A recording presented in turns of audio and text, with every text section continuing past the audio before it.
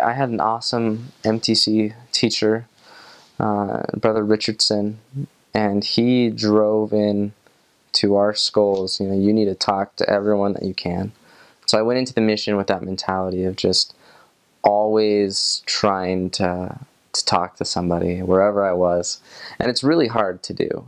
It's really easy to, if you're on a bus, to just be like, all right, I'm going to take this 5 minutes and just sit here. And I feel like, it's fairly easy to get into that mentality and to just kind of go with the flow. But I always pushed myself to wherever I was to talk to people. And so if I was on a bus, if I was in a van, walking, wherever I am, I talk to people at like the AM PM, that checked us out. It was actually called OXO in Mexico.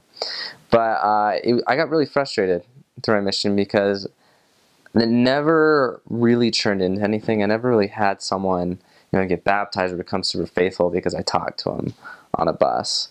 I started to get a little discouraged. Like, why am I even trying this? Like, none of the other missionaries are doing it. Why am I trying to do it?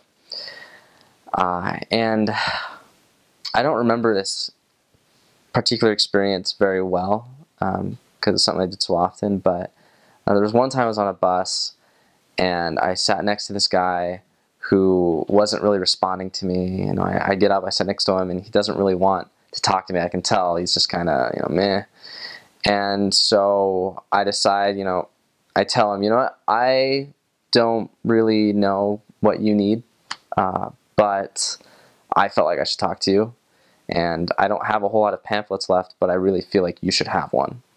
And so I gave him a pamphlet of the restoration, and then I went away.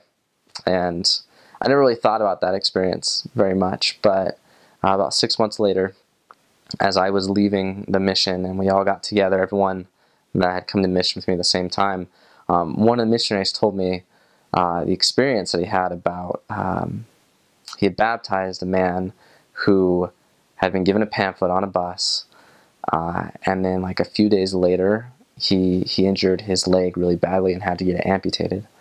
And as he was recovering from this, he noticed the pamphlet sitting on his desk. He read it, he prayed about it, and he ended up calling the missionaries, which at that time was the number that I had previously had, but the new missionaries in that area went and taught him and baptized him, and he joined the church. And so it was like the very end of my mission, I finally caught the vision of,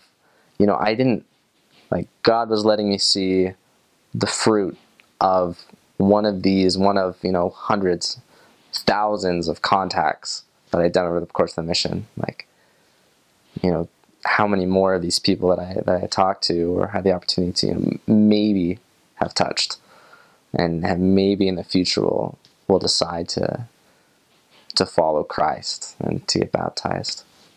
And so it just taught me, all those efforts weren't in vain.